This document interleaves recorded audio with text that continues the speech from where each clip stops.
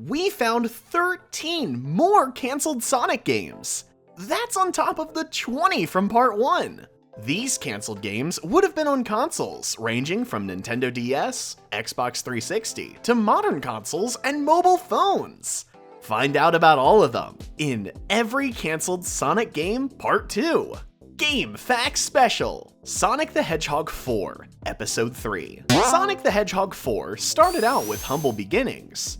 Originally intended to be a small classic-styled spin-off title for mobiles, Sega saw the potential for bringing back the retro side-scrolling gameplay from the Genesis trilogy.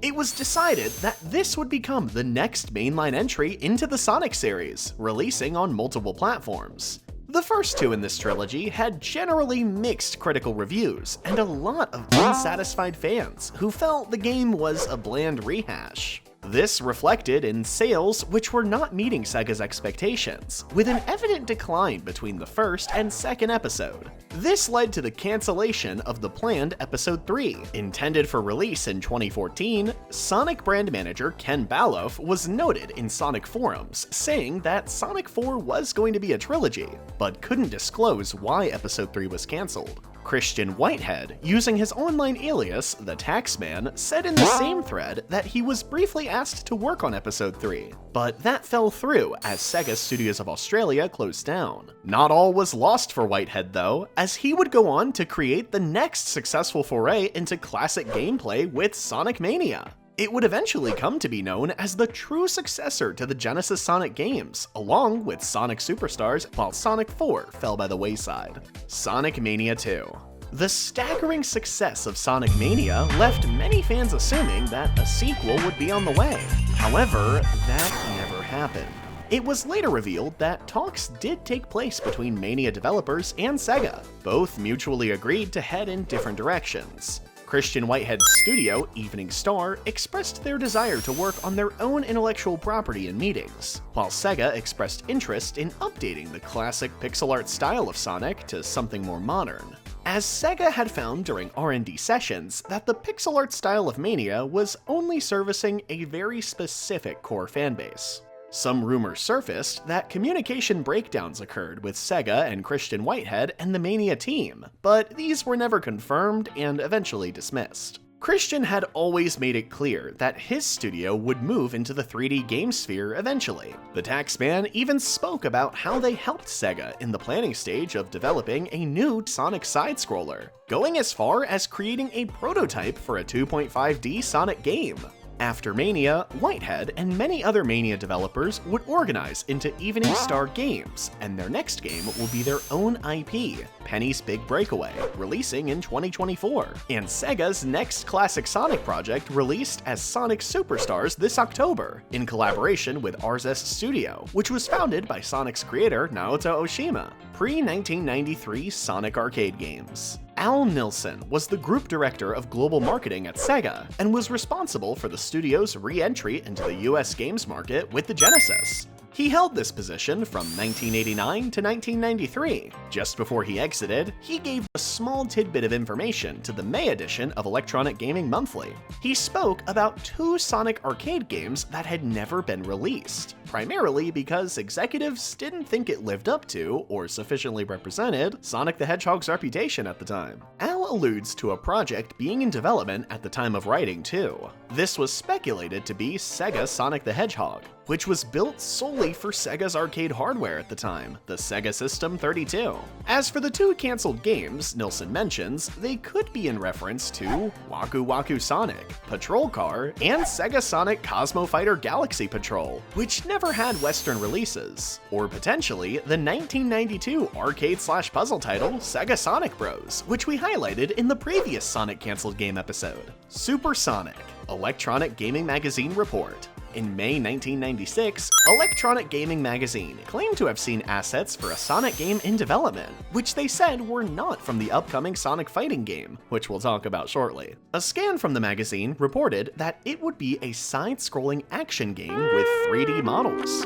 However, fans pointed out that the model they displayed in the magazine was likely the one used for Sonic's appearance in Sega's Fighting Vipers. Details are fuzzy, and could be attributed to Sonic x-treme's long list of working titles. Sonic Triple Trouble Master System Port. Triple Trouble had initially released on Sega's Game Gear handheld in 1994 by the studio Aspect. The Game Gear's version of Triple Trouble was set to be ported to Sega's Master System console, just as the previous entry in the series, Sonic Chaos, had been. The Master System's market was strongest in Europe and Brazil, with sales targets falling behind expectations, with just 2 million in the United States. Perhaps the dwindling excitement for Sega's Master System was the reason for the port's cancellation, but no reasons have ever been confirmed publicly. The game has never been officially mentioned again since the confirmation of its release date in issue 24 of the Mean Machines magazine in October of '94, Sonic Anniversary PSP.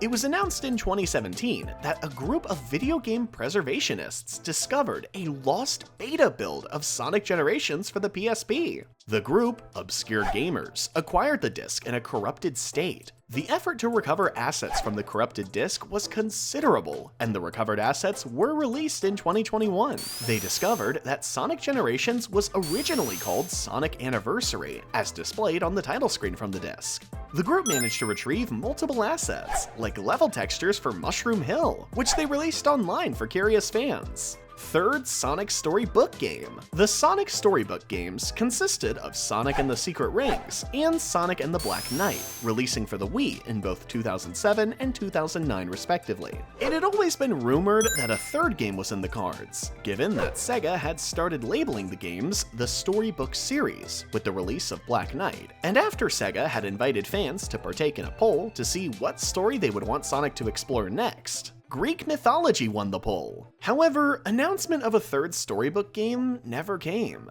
Around that time, Sega was making a serious push to improve the reputation and quality of Sonic the Hedgehog games, delisting many poorly received Sonic games, like Sonic 06. The next 3 games for Sonic would be the Back to Basics Sonic 4 Episode 1, Sonic Colors, and Sonic Generations.